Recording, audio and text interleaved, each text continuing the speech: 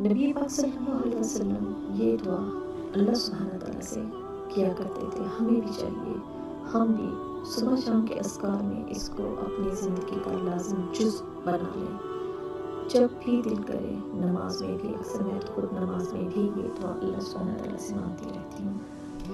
یا حی یا قیوم برحمتک استغیث اصلح لی شأنی کلہ ولا تکلنی الی نفسی طرفۃ عین.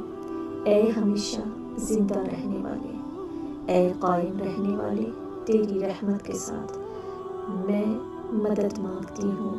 میری مکمل حالت درست فرما دے اور مجھے ایک لمحہ بھر کے لیے بھی میرے نفس کے حوالے نہ کر. آمین یا رب العالمین.